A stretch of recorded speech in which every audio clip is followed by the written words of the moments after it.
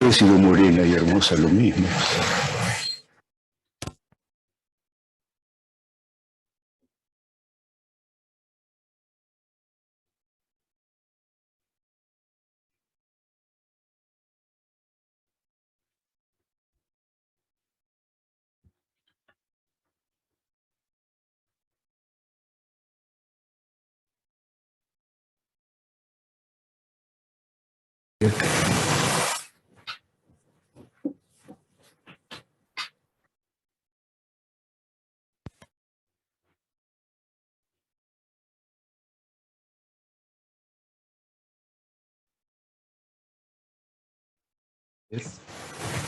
Es que,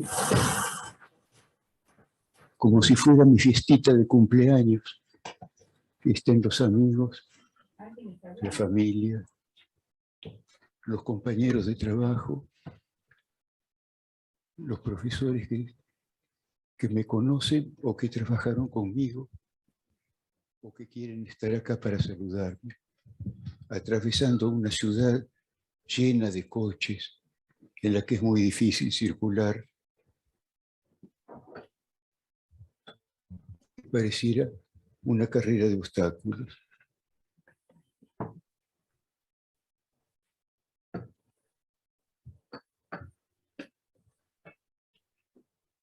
Estamos esperando a que venga el rector para que inaugure oficialmente.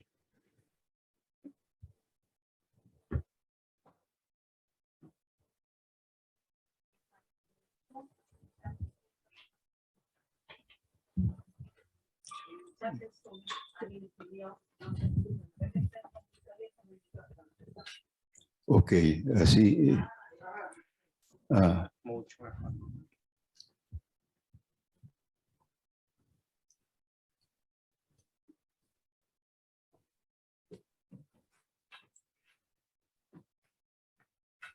Estamos esperando a Aníbal para que dé por iniciado.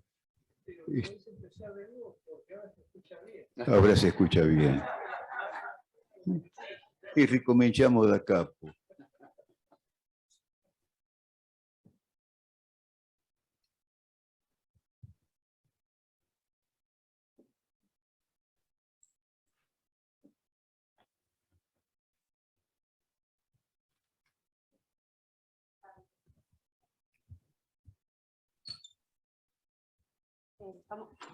Lo estamos esperando.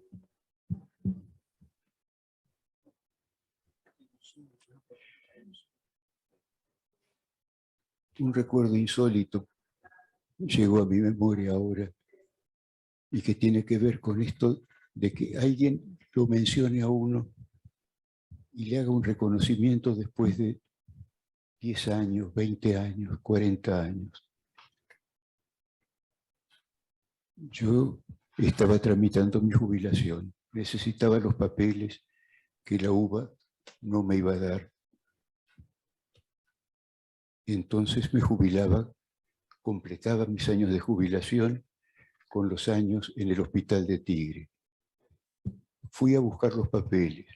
Imaginen ustedes una sala que sea la mitad de esto, con un escritorio en cada punta, pero un cuadro como si fuera surrealista.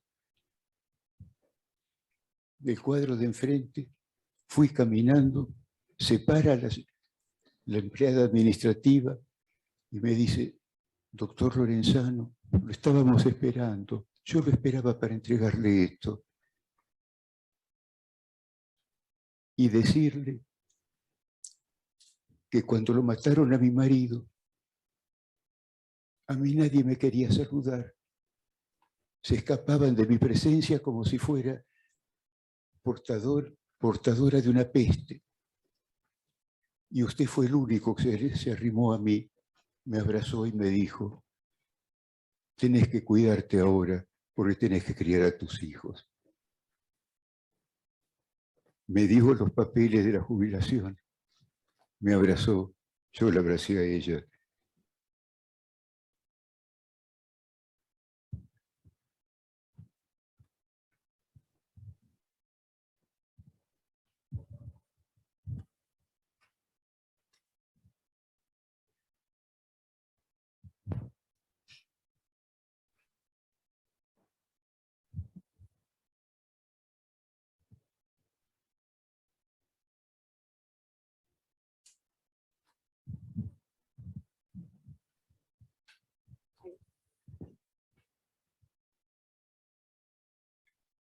So, okay.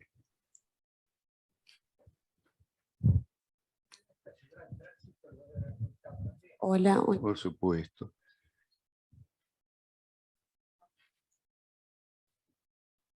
Miro rostros amigos,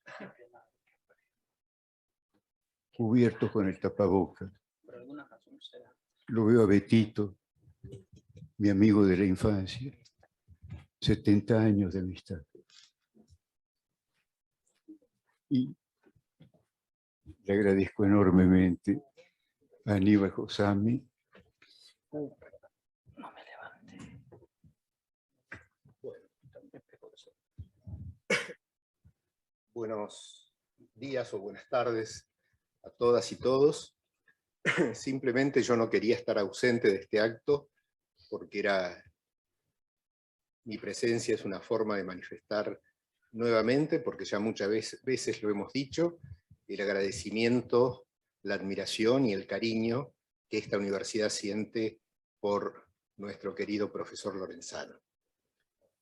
Él fue el autor del plan académico que presentamos en su momento a la CONEAU, ya lo había sido de otra universidad.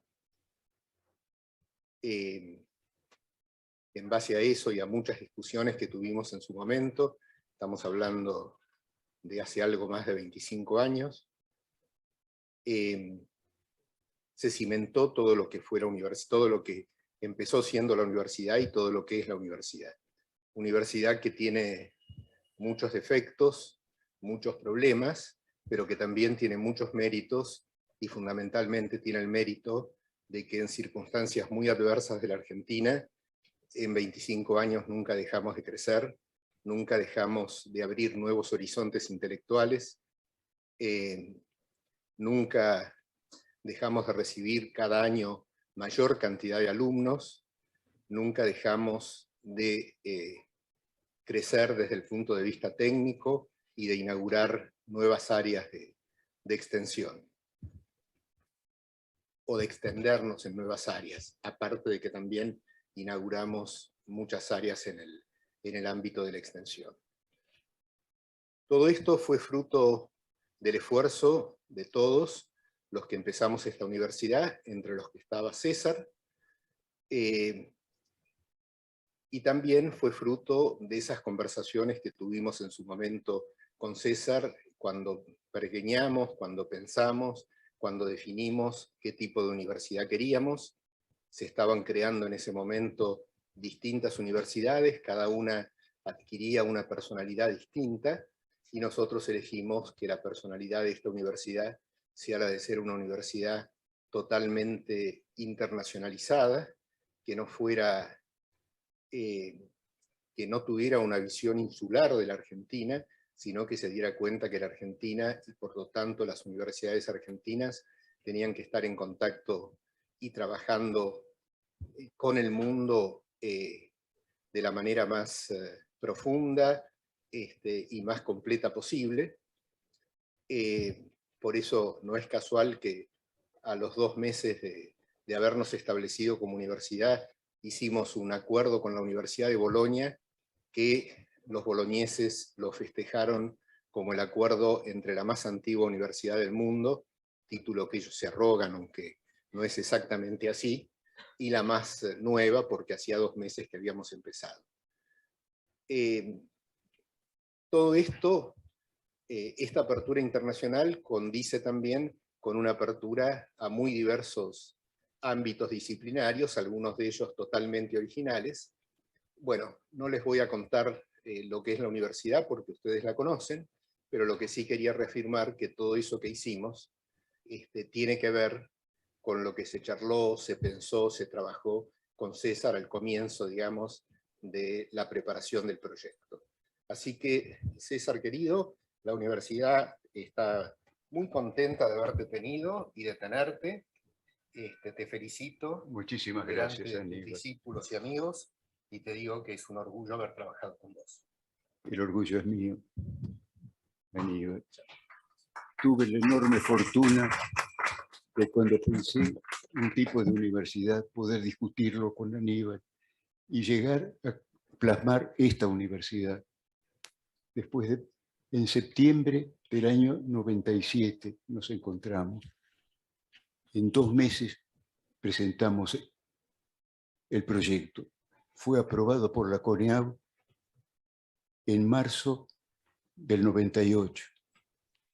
Y a fines del 98 hubo elecciones y fue regularizada la universidad con la rectoría de Aníbal Gosami, a quien considero el gestor universitario más importante que tiene el país. Y yo tengo el orgullo de haber trabajado con él. Le agradezco muchísimo el apoyo que me ha dado siempre. Muchas gracias, Aníbal.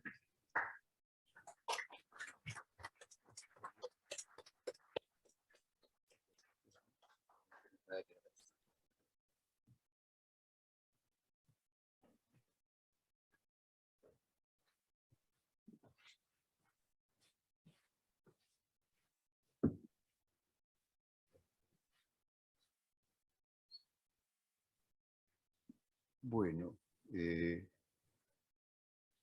primeramente va a ser uso de la palabra desde Londres. Eduardo Ortiz. Eduardo Ortiz es el mejor historiador de la ciencia que ha dado el país en mucho tiempo. Matemático de origen, en dos ocasiones tuvo que dejar el país y la última fue definitivamente, se radicó en Londres en el Imperial College. Somos amigos desde los años 90 y algo. Debe ser antes. Probablemente haya sido en los 80. Y desde entonces intercambiamos amistad, escritos, cariño, visitas, brindis.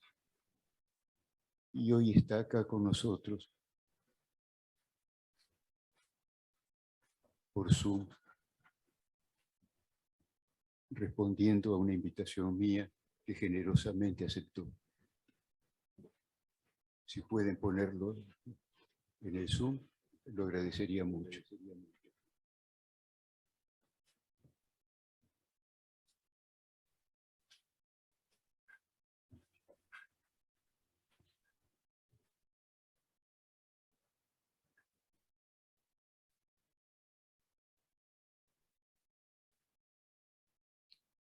Entre otras cosas, hizo la recopilación completa de los trabajos de Rey Pastor. Unos trabajos que a veces eran imposibles de encontrar. Encontró incluso metidos dentro de un sofá en los costados los apuntes que tomó Rey Pastor de los matemáticos alemanes cuando intercambiaba con ellos. Unos papeles totalmente arruinados, no funcionaban, no se podían leer, y que llevó al Museo Británico para que con las técnicas que utilizaban para leer los papiros, leyeran estos documentos que le enseñaron a los alemanes a conocer la historia de sus propios matemáticos que habían perdido.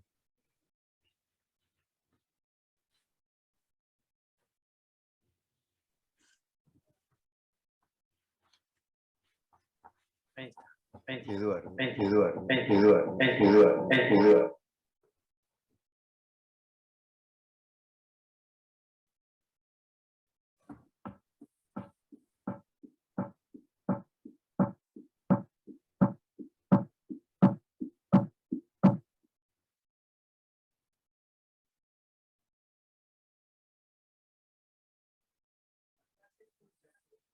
Puedes comenzar.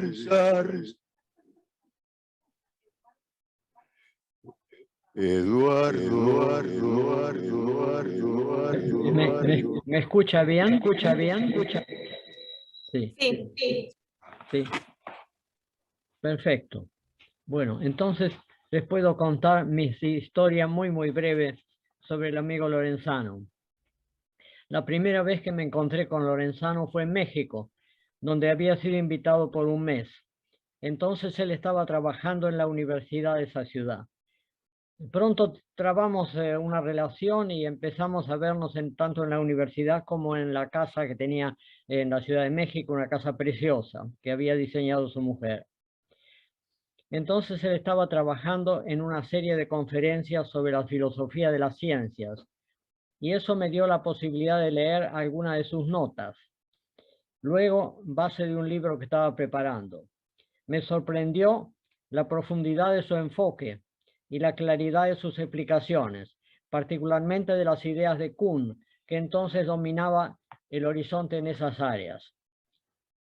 A causa de la presencia de Lorenzano en la Universidad de México y de su creación de un interesante grupo de colaboradores, fue para mí un motivo de satisfacción visitarlo y participar en sus conferencias y seminarios. Estas circunstancias me permitieron conocer e intercambiar ideas con miembros de su grupo, muy calificado y particularmente interesante, de historiadores y filósofos de la ciencia, que estaban nucleados en diversos cursos y seminarios. Pienso que independientemente de su labor de investigación, de mi investigación original, la creación o apoyo al desarrollo de esos núcleos en México ha sido una contribución muy especial de Lorenzano a la difusión de la cultura superior y de la investigación en áreas ligadas al desarrollo de las ciencias. Él había emigrado a México desde la Argentina en momentos difíciles. No tengo necesidad de expresarme demasiado en detalle sobre este tema. Cuando la situación comenzó a cambiar, regresó con su familia y luego de algunas alternativas se reintegró a la vida cultural porteña. Finalmente se incorporó a vuestra universidad, un ambiente favorable que aprovechó sus talentos y le permitió desarrollar una tarea nueva en el campo de la filosofía e historia de las ciencias. Más tarde nos encontramos en diversos congresos en varias partes del mundo, hasta que en 2013 volví a compartir con él y también con Pablo las sesiones del Congreso Internacional de Historia de la Ciencia en la ciudad de Manchester, donde pudimos discutir y argumentar día tras día. Desde entonces he recordado esas discusiones como uno de los aspectos para mí más interesantes de la reunión de Manchester. Finalmente, quería recordar una escena que tuvo lugar después que la universidad, vuestra universidad, mudara parte de sus instalaciones al centro de Buenos Aires.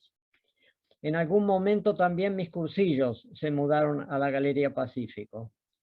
En un intervalo entre dos clases, sentado en la cafetería, junto con algunos de los asistentes a mi cursillo, noté un grupo de jóvenes en otra mesa que discutía muy acaloradamente algún problema. En un momento uno de ellos se levantó y mostró a los otros cómo ejecutar un paso de ballet, posiblemente el motivo de su discusión. Me recordó una escena similar que había presenciado en el café de una antiquísima universidad de Holanda, y sentí una gran satisfacción de ver que las viejas tradiciones universitarias habían vuelto a la universidad en la que Lorenzano ha ayudado a construir. Muchas gracias.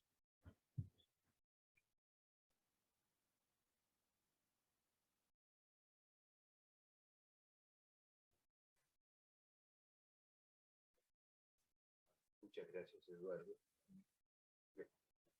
No escuché.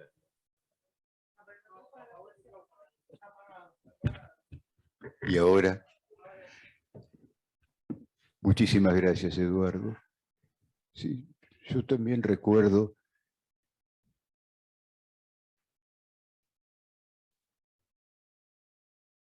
cuando por Conlongarica llegué a la presidencia del Grupo Argentino de Historia de la Ciencia, que fue fundado por instancia de Rey Pastor, que vos historiaste muy bien, y con ese grupo, creado en el año 34, participamos en todos los congresos de historia de la ciencia en representación de Argentina. Recuerdo siempre lo minucioso de tus trabajos. Es un ejemplo que yo no puedo aprovechar tanto, ¿no? La manera exhaustiva en que trazás la historia, la última que leí tuya, la historia de Mario Bunge,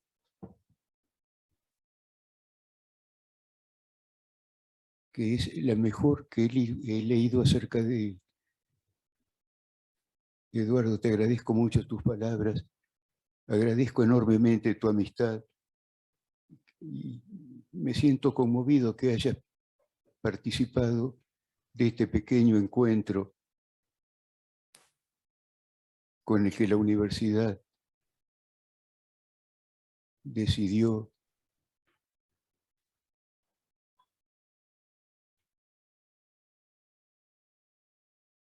darme una muestra de su afecto. Gracias, Eduardo. Es un placer y es un honor para mí poder participar en esta reunión.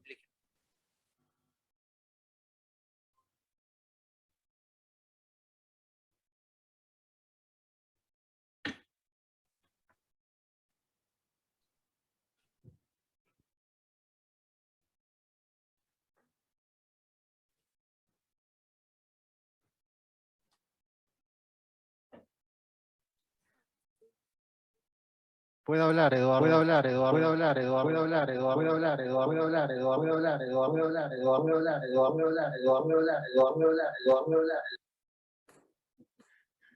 Demonios, demonios, demonios, demonios.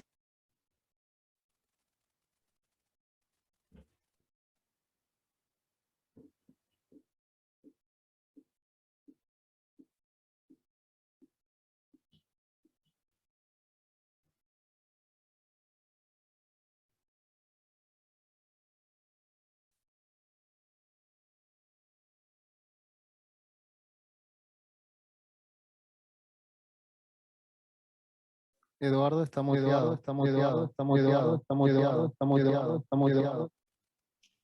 Eduardo, ¿Sí? ya puede hablar. ¿Sí? Ya lo escuchamos bien. ¿Sí?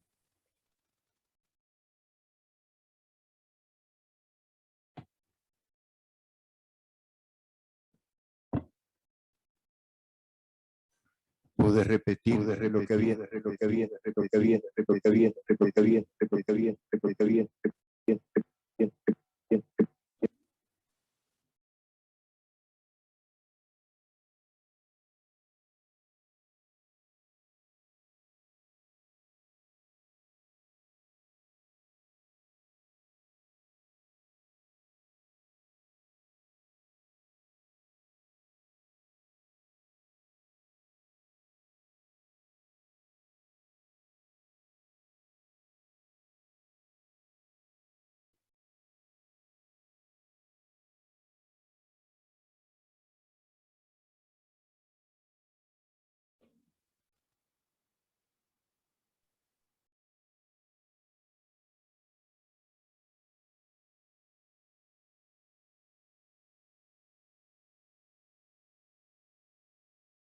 Te despido, te despido, te despido, te despido, te despido.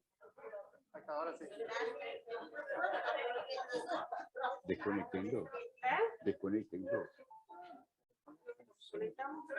Y yo creo que sí, ¿no? Ahí está. ¿Cómo se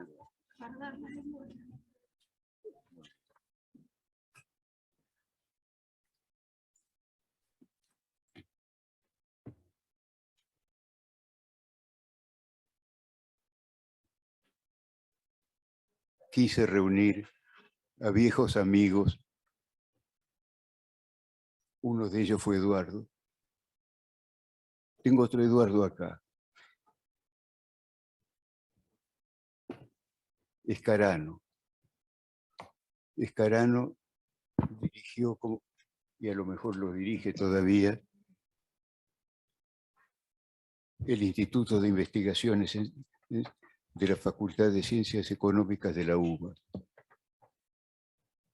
Compartió conmigo al menos 2 emprendimientos que fueron centrales en nuestras carreras. El primero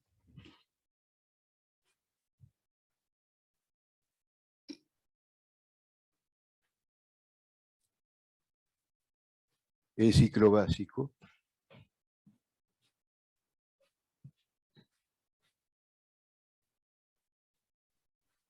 que se empezó a dictar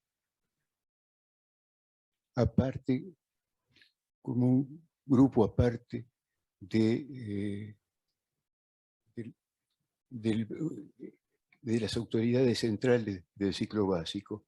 Es decir, para decirlo rápido, la Facultad de Ciencias Económicas creó su propio ciclo básico, con la misma estructura que el ciclo básico general de la UBA. Yo fui director del Departamento de Introducción al Pensamiento Científico durante por lo menos 10 años y intercambiamos puntos de vista, programas, con Eduardo cuando él organiza el ciclo básico de la Facultad de Ciencias Económicas.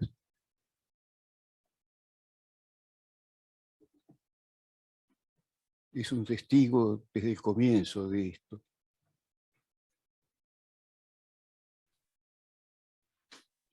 Y el segundo momento en que coincidimos fue cuando, desde el subprograma de innovación tecnológica,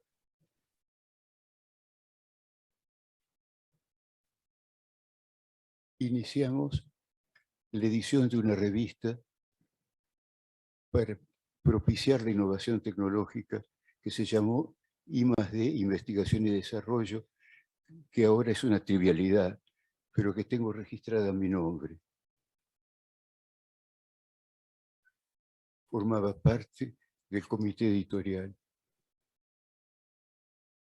Y me ayudó muchísimo y es testigo de todo esto, que duró relativamente poco. Como duran poco las iniciativas de innovación y desarrollo científico y tecnológico en el país, que habitualmente no tienen ninguna continuidad. Entonces le invité a que recordara algo de nuestros encuentros. Y es para mí un enorme orgullo porque es una persona amiga y muy, muy importante, académicamente, personalmente. Así que lo dejo a que hable. Buenos días. En primer lugar, tengo que agradecer a los organizadores de esta mesa que me hayan invitado a participar y sobre todo a César que haya permitido que esté presente en este momento. Tengo sensaciones encontradas porque al leer este libro, en primer lugar tuve resistencia porque quizá por una deformación profesional, un libro entero dedicado al mismo tema resulta un poco extraño y me cuesta una barrera para afrontarlo, pero en virtud de la amistad y de las cosas que me imaginaba iba a enfrentar, comencé a leerlo y realmente me sorprendió, en algunos aspectos puedo decir que hasta me conmovió, porque, bueno, claro, es natural, desde perspectivas muy diferentes, en situaciones diferentes, pero estructuralmente vivimos las mismas cuestiones. Quien estudió en los 60 y en los 70, militó en una o en otra parte, hizo docencia, enfrentamos los mismos problemas, quizá no dimos las mismas respuestas, pero rápidamente me identifiqué con muchos planteos, experiencias, puntos de vista, y uno advierte que tuvo un trasfondo con una riqueza a pesar de las consecuencias que tuvimos que pagar, o por lo menos que César realmente tuvo que pagar con el exilio, por ejemplo, que hoy no se da. La juventud no la tiene más fácil, para decirla de otra manera, y eso uno lo marca y le obliga a dar respuestas que en otros contextos no se dan tan fácil, o es fruto de la elucubración. Nos conocimos tardíamente, por lo menos seguramente en alguna manifestación, nos hemos cruzado pero sin saberlo, explícitamente, formalmente, con la democratización de nuevo, con el gobierno democrático, y tuve el privilegio de ser invitado y acompañarlo meramente, sin el papel preponderante que me dio César, en esos proyectos y en otros como en la maestría, que realmente le agradezco públicamente cada una de esas oportunidades que él me brindó.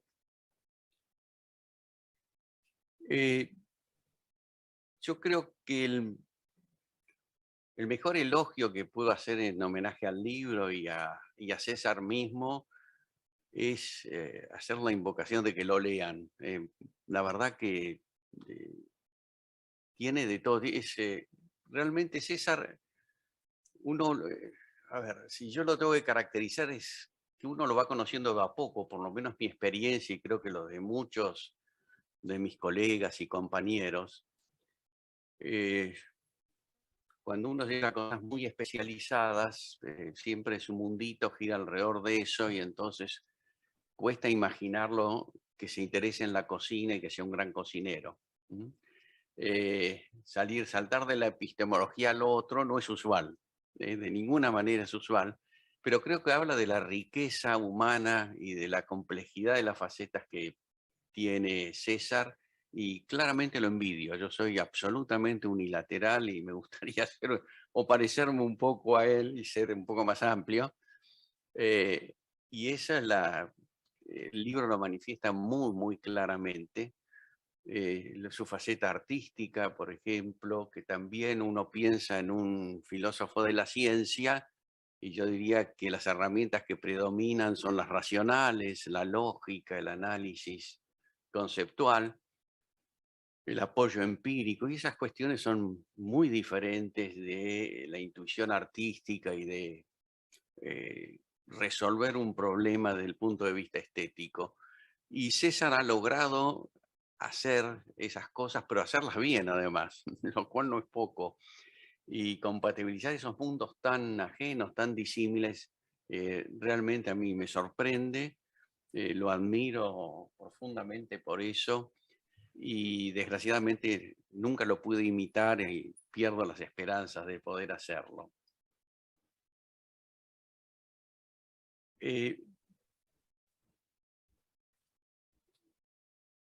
No solamente lo acompañé en lo que él dijo, y muchas otras cosas que además él muy desprendidamente nos apoyó. Por ejemplo, en la jornada de epistemología fue siempre en el primer día un expositor, y su franco apoyo nos posibilitó muchas cosas y desarrollarlas. Ya llevan más de 20 años consecutivos y en varios proyectos por el estilo, que no interesa, creo, a ustedes conocerlos, pero que agradezco públicamente siempre su apoyo.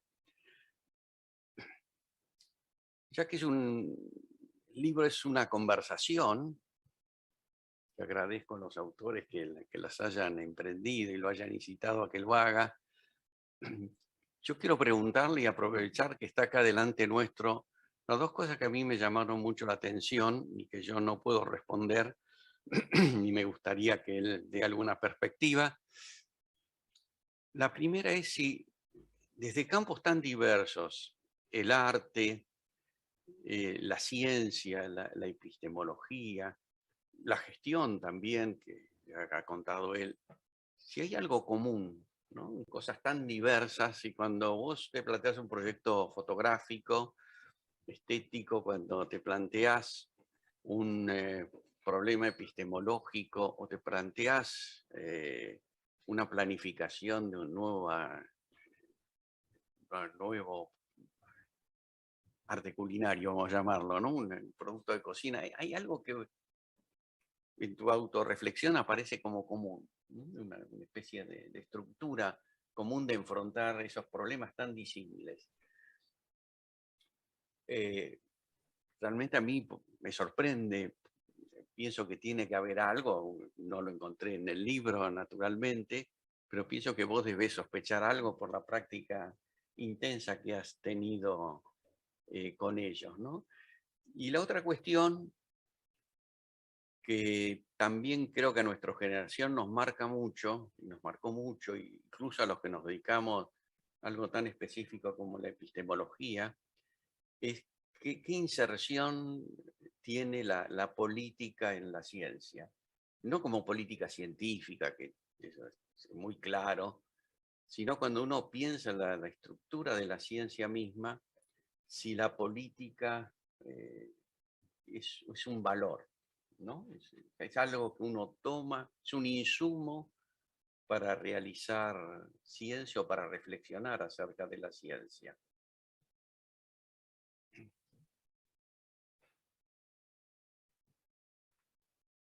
En la entrevista yo digo que nunca me analicé. No hice psicoanálisis nunca. Soy el único de mi generación que no se psicoanalizó, incluyendo el grupo de militantes universitarios de los años 50. Todos ellos hicieron psicoanálisis. El único que no hizo fui yo. Dirigí después codirigí una carrera, una maestría en psicoanálisis, y me ocupé muchísimo, pero nunca me interrogué por qué hacía las cosas. Creo que sí hay un patrón de pensamiento común. Por ejemplo, cuando se plantea en la página donde publico mis recetas, que son 146 recetas, que la han visto alrededor de 600.000 personas.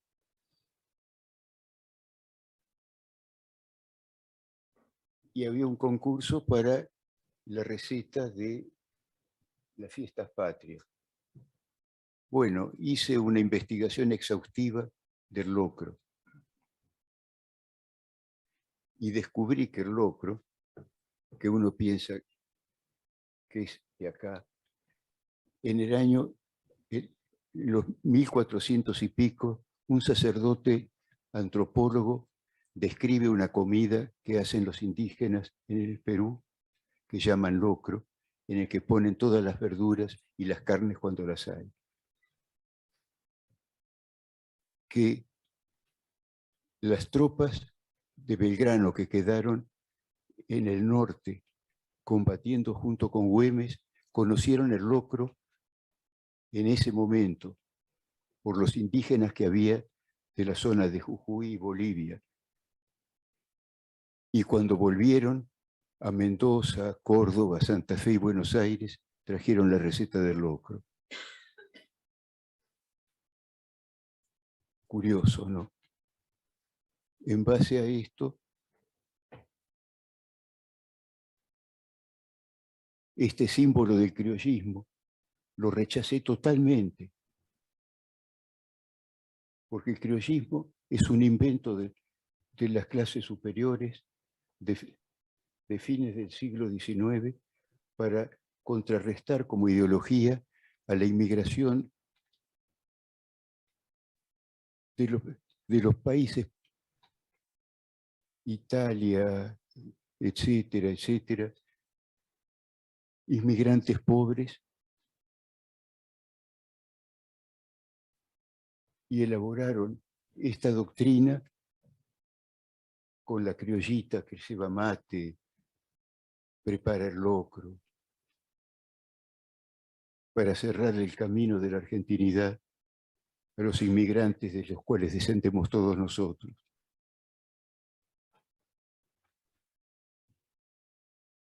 Como ven, no hay solamente un patrón de pensamiento común con la investigación, que es lo mismo investigar el origen del locro que investigar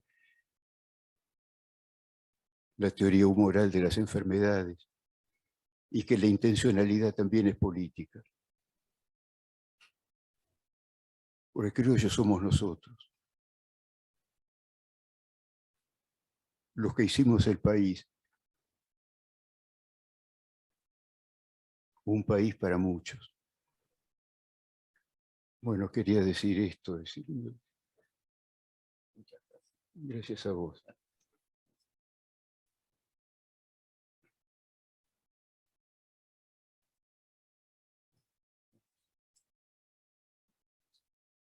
Muy bien.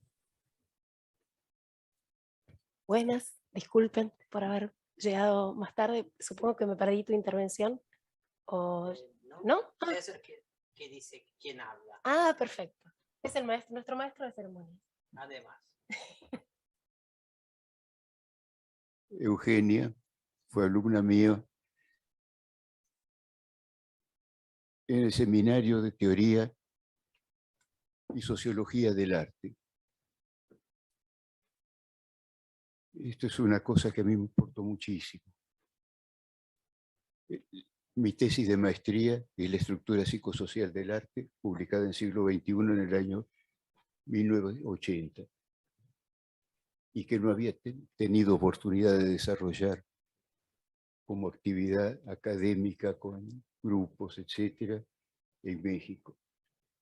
Cuando vuelvo al país, la facultad de sociología había desaparecido. Había sido subsumida como un curso en la Facultad de Derecho. Y a Mario Margulis, que no pudo estar presente hoy, el gobierno postdictadura le encarga recrear la carrera de sociología tal como está. Y del grupo que nos reuníamos todos los sábados en el taller,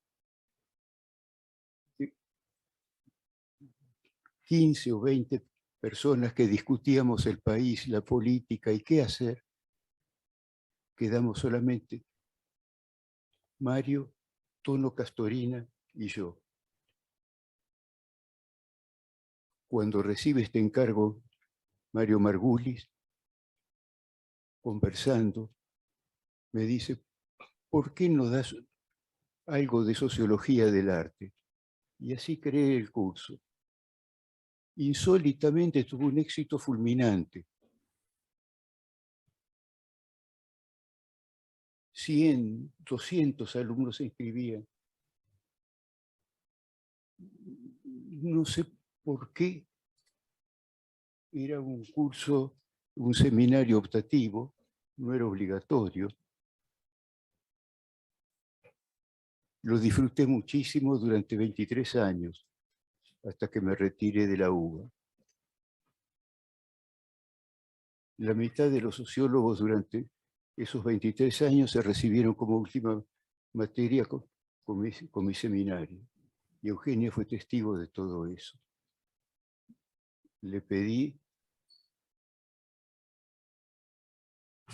que dijera algo acerca de esta etapa de mi vida, que para mí fue tan importante, y en el que hice 2 o 3 cosas que eran novedosas, ¿no?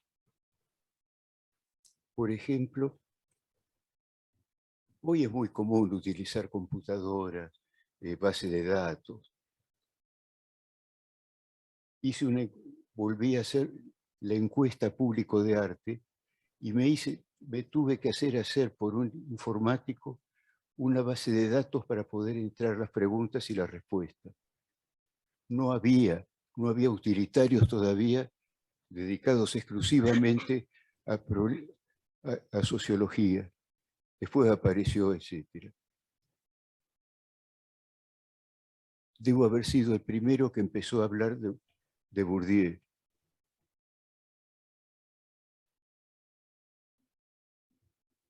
Y algo que gravitó profundamente en mi vida es la idea de que el conocimiento puede exponerse con formas diferentes al clásico paper. Yo recuerdo los congresos a los que iba, en que un investigador, un participante sacaba su rollo y leía apresuradamente para terminar de leerlo. Se perdía la idea. Y entonces pensé que había que cambiar de forma de exponer el conocimiento. Y la manera de enseñarlo en la facultad fue que el trabajo final del seminario consistiera en una filmación de una entrevista a un artista notable acompañado de la filmación de la obra. Y además porque sabía que cuando se muere un artista las cosas se tiran, no queda nada de la memoria. Nadie se acuerda de su obra. Va a parar al basurero. Y pensé que además de ser útil, de enseñar una técnica, de hacer que vieran que hay otra manera de exponer el conocimiento, guardaba memoria de la gente, porque si no se acuerdan de ellos, tampoco se van a acordar de mí. En fin, bueno, Eugenia fue testigo de toda esta temporada, 23 años. Bueno, no fui testigo de toda la temporada, No, de los 23 años no fui testigo, César. Pero sí fui testigo de algunos. Bueno, muchísimas gracias primero por la invitación. Cuando me llamó César por teléfono y estuvimos conversando como media hora, me acordé de lo que me gustaba conversar con César Lorenzano. Dije, no me acordaba de que te extrañaba, así que muchísimas gracias por esta invitación. En esos años, bueno, yo te debo mucho a vos, César, porque te debo mi antigüedad docente en todas las universidades en las que doy clase, porque fue la primera materia, Sociología del Arte, en la que yo empecé a dar clase como ayudante de segunda, como estudiante. Era una, como decía César recién, una materia optativa de la carrera de Sociología, y era muy novedosa en muchos aspectos, no solo por esto de que teníamos que entregar un VHS, porque corría el año 2000, nada, no sé, 2001, 2000, sí, 2000, 2001. Y había que conseguir una video, y si no había que gestionarla en la universidad. Me acuerdo que hicimos con Matías Arlenga, que hoy los dos somos docentes de esta casa de estudios de la UNTREF, porque me presentaron ahí en el flyer como de la UBA, que sigo dando clases en la UBA, pero hoy me siento más parte de la UNTREF porque doy lenguajes literarios en gestión del arte y la cultura, y en taller de tesis. Y Matías Arlenga, que hoy es mi compañero también en UNTREF, hicimos juntos ese trabajo práctico con la obra de Gorri Arena. Fuimos a su taller y recuerdo eso como... bueno, afortunadamente Gorri Arena no es de los artistas que han sido olvidados, su obra tiene bastantes retrospectivas y demás. Y además nos pusimos a ver cosas de Godard y de cómo editaba Godard sus documentales para poder hacer algo novedoso a la hora de contar. Era toda una invitación a realmente pensar distinta la transmisión del conocimiento. además de la apoyatura de las imágenes, ¿no? Que en general en carreras humanísticas estamos muy anclados a la palabra para transmitir conocimientos. Yo ahí aprendí sobre la teoría de la Gestalt y nos hacías ir al Museo Nacional de Bellas Artes. Creo que fue la única vez que la universidad me sacó del ámbito aula universitario e hicimos un recorrido en el que yo aprendí muchísimo, porque era justamente vincular aspectos de la vida social y de la historia en relación a esas pinturas que son tan canónicas y que forman parte como de nuestro acervo cultural en relación a los pintores y pintoras, más pintores que pintoras, en esa época al menos, que estaban exhibidos en el museo. Así que bueno, fue además mi primera experiencia docente, con mucha confianza. Vos tuviste mucha confianza, me diste un curso para que yo tenía 20 años, nunca había dado clase. No viniste, además, porque yo decía, bueno, va a estar Lorenzano ahí, yo voy a tener, era como una suerte de primera clase / final, y me sorprendió mucho eso, la generosidad y la confianza en alguien tan joven en ese momento, que sin duda tenía muchísimo entusiasmo. Conocí también a Hauser, además de por primera vez leer a Bourdieu y leer algo de las reglas del arte, textos que después me acompañaron durante toda mi vida académica. Y además tuve la suerte, y esto ya después por una cuestión más privada, de probar la comida de César y de conocer su casa en el Tigre y de ser modelo voluntaria e involuntaria de alguna de las fotografías que tomabas en el Tigre. Así que esta mezcla de saberes, de haceres, y bueno, y de conocer a Graciela, tengo una obra suya en mi biblioteca que me acompaña, la veo todos los días.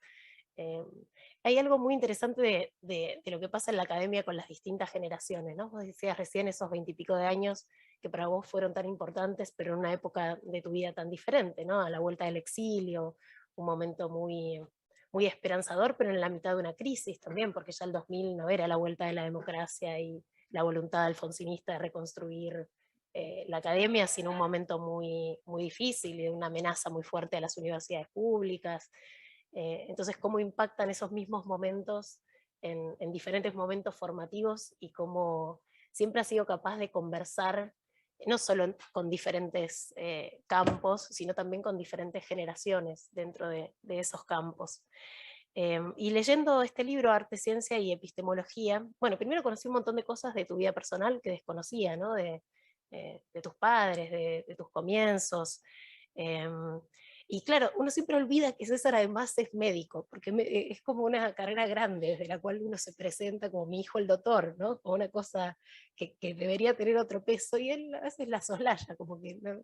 Como que además de todo lo que es, sí, alguna vez se recibió en medicina.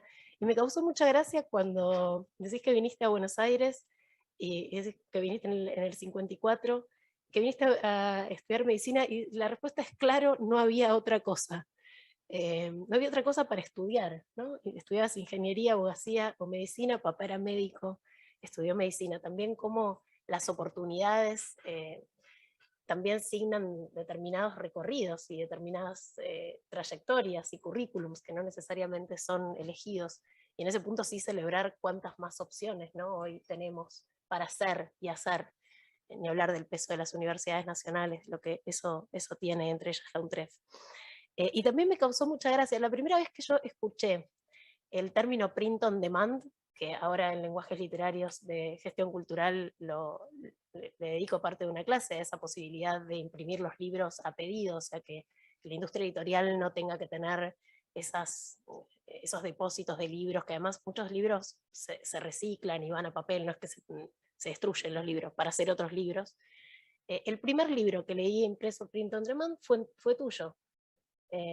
Y me acuerdo de una conversación tuya de decir, bueno, qué absurdo cómo está montada la industria editorial, y además de no poder tener acceso a libros que cuesta más el ejemplar, porque si no si tiras de 1000 ejemplares baja el costo por ejemplar, pero si uno necesita un libro en particular, que te lo puedan imprimir en el momento. Y esto hace más de 20 años.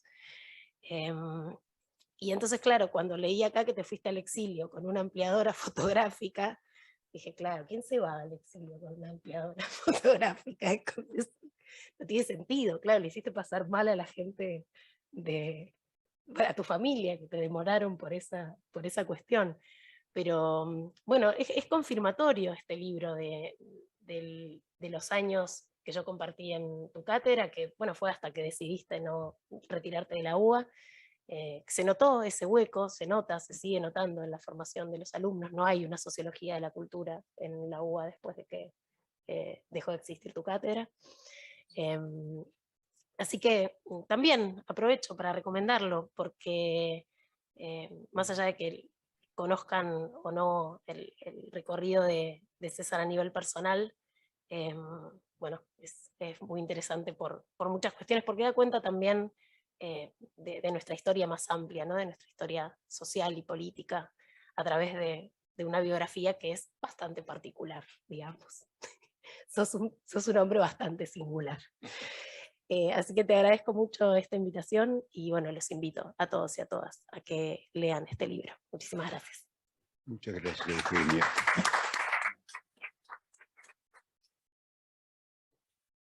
Sí, me acuerdo perfectamente el momento que te hiciste cargo de un grupo.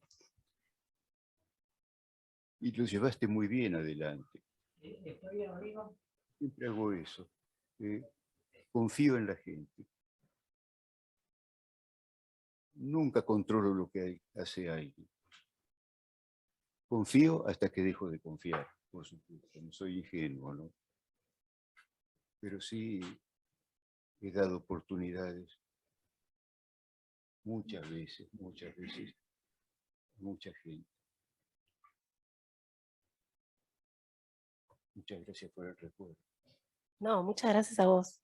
Y otro gesto más, pediste la efectividad de mi cargo. O sea, que es algo que no hacen los docentes, o sea, acá se sabe eso. O sea, mucho tiempo uno se pasa dando clase sin tener el aval real de la institución donde uno da clase. Y vos al segundo cuatrimestre pediste mi alta. Por eso cuando digo, yo te debo mi antigüedad docente, es verdad, porque eso sigue impactando en mis recibos de sueldo en la actualidad. Porque empecé a dar clase a los 20 años. Oficialmente, que también es un gesto de una gran generosidad.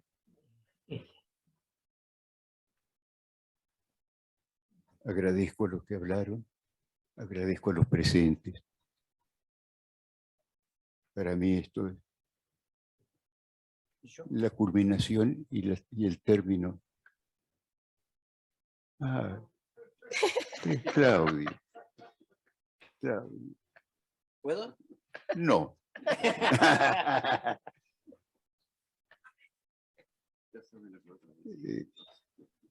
Sí, le pedí a Claudio que contara por qué decidieron hacer esto.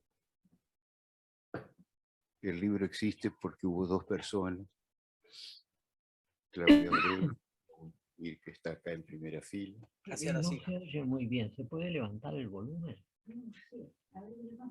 Que decidieron preguntarme de todo un poco. Y me hicieron hablar de todo un poco. Les tengo que confesar que censuré muchas de las partes. Reescribí otras. Censuré muchas de las preguntas. No tanto. Yo vine para Bueno, acá, algunas. pero uno puede volver, ¿no? Y le pedí que contara por qué tuvieron esta idea, que le dedicaron tanto tiempo, ¿no? Durante 3 meses o algo por el estilo, todas las semanas, todos los viernes nos reuníamos 3 horas y preguntaban, y se grababa, y se grababa.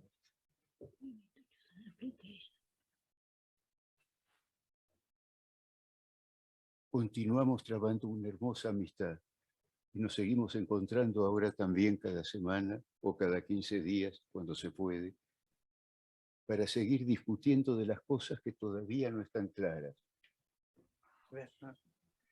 Y que como las cosas no están claras nunca, estas charlas se van a prolongar para siempre.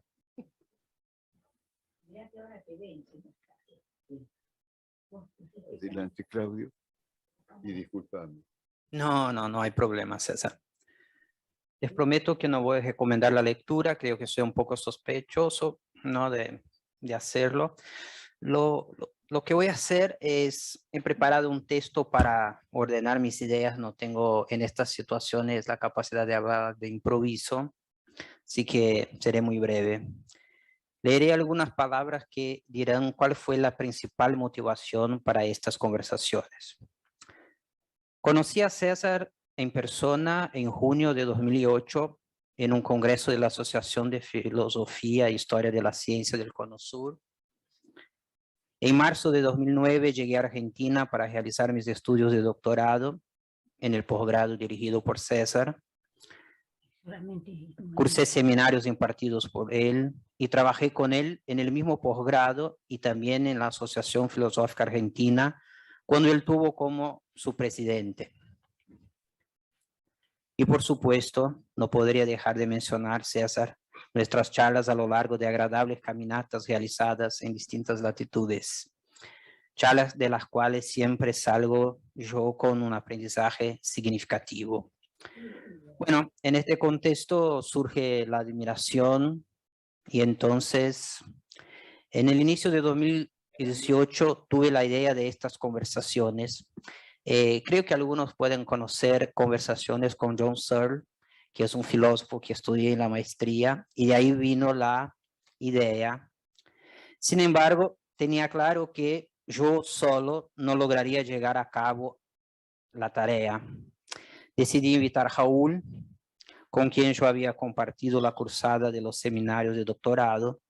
Raúl es discípulo de César en lo que toca a filosofía de la medicina y comparte conmigo la admiración por él. Además de médico, Raúl sabe de epistemología y conoce la historia de Argentina mucho mejor que yo. Y entonces pensé, es el compañero perfecto para la tarea. Bueno, verán al leer estas conversaciones que las preguntas de Raúl contribuyen mucho más al diálogo que las mías y debo agradecerle por aceptar aventurarse conmigo en este camino. Su aporte seguramente ha llevado estas conversaciones a otro nivel. Conoce mucho más del entorno y todo esto. Gracias, Raúl. Ahora bien, ¿por qué las conversaciones? Y aquí viene algo muy personal.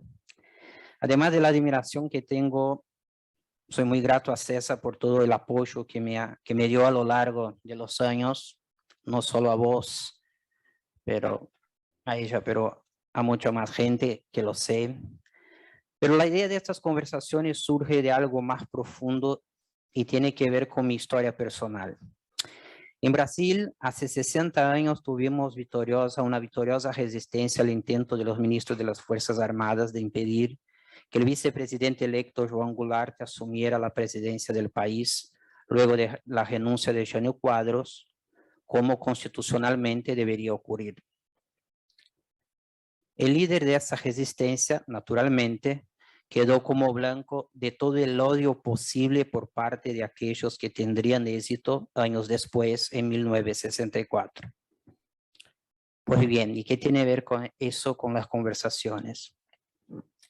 Cuando nació mi mamá, como también a mis tíos y tías en su momento, mi abuela decidió negarle su apellido. Era mejor no tenerlo, ya que ella, mi abuela, era pariente relativamente cercana del líder de la resistencia. Y eso sí que tuvo importancia en nuestra historia. Crecí escuchando los relatos de estos tiempos, en especial los de mi abuela. Bueno, sé que conocen de todo eso, no hace falta seguir adelante. Y entonces, escuchando estos relatos, entendí lo que es quebrarse, entendí los efectos de todo eso en mi familia y, por supuesto, en la sociedad. La generación de mi mamá no tuvo oportunidad alguna. En mi caso, como en el caso de mis primas, la cosa es distinta. Y es justamente por eso que surge la idea de estas conversaciones. Es por cómo veo lo hecho por César en buena parte de su vida. Imagino que pudiera decir lo mismo de muchos otros de ustedes aquí hoy. Me permito citar algo ilustrativo, sencillo. El miércoles estuve con exámenes finales en la sede de Lynch de metodología. también oportunidad de que me dio César. Vi mis estudiantes hablando libremente, reunidos en grupos, con el debido cuidado, distancia, tranquilos. Bueno, y hablaban libremente. Quizás influenciado por lo que había pensado en decir hoy, no pude dejar de relacionar esto con las situaciones que escuchaba de los tiempos que no podíamos reunirnos ni hablar libremente. Yo tuve oportunidades, los jóvenes de hoy tienen oportunidades. Esto es así gracias a la reconstrucción de la democracia, de las instituciones, de la sociedad, de las condiciones que necesitan las nuevas generaciones para seguir. Hablo de la reconstrucción que llevaron a cabo cada uno con su aporte, personas como César. Para mí, estas conversaciones son muy interesantes solo por el contenido explícito, por así decirlo, que tienen, pero su principal valor está en ser un ejemplo de aporte a este trabajo de reconstrucción. Esta reconstrucción resulta en mucho más que poder reunirse y hablar libremente. Nos permite creer en el futuro y no llevar una vida solo resistiendo. Perdón.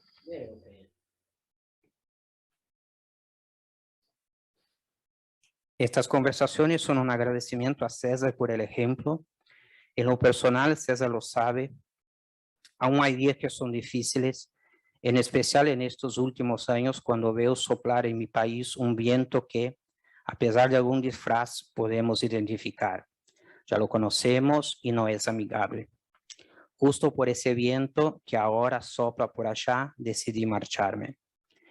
Admiro el pueblo argentino por el modo como aquí se llevó a cabo la reconstrucción. En ese contexto, soy afortunado por haber cruzado con César en los caminos de la vida. Soy muy grato a él y a esta universidad. Sigo teniendo oportunidades.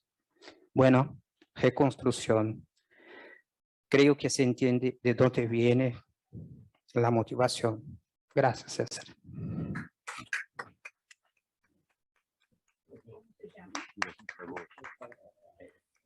Muchas gracias.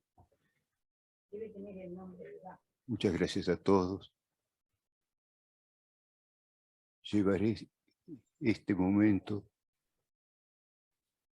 guardado como un paquetito que voy a abrir cuando no me sienta bien, cuando piense que todo no vale, que nada vale la pena. Y me doy cuenta que sí vale la pena vivir, vale la pena haber trabajado.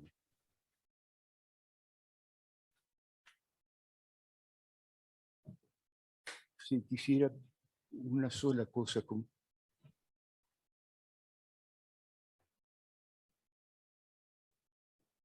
como formador de recursos humanos,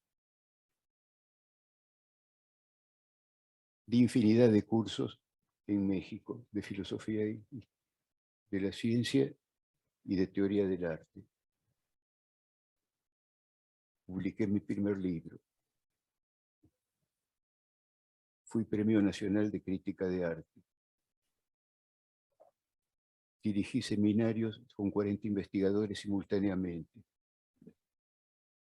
Formé decenas de especialistas en ultrasonido, cosa insólita. En el ciclo básico por mi cátedra pasaron 70.000 alumnos. Hice videos de teoría del arte que lo han visto algunos de ellos 25.000 personas.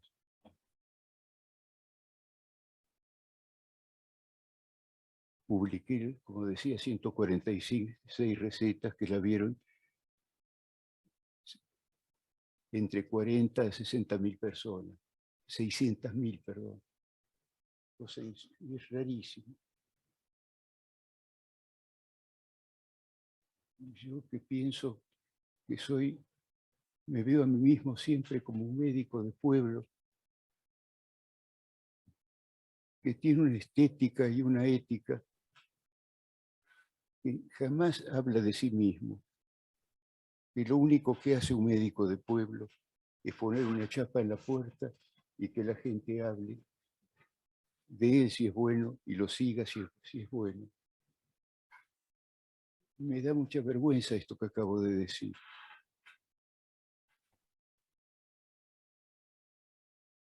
Llevaré este recuerdo para siempre. Muchísimas gracias a todos ustedes, a la universidad, a Josami, Martín Kaufman, a mis compañeros, amigos. Y creo que hay unos sanguchitos.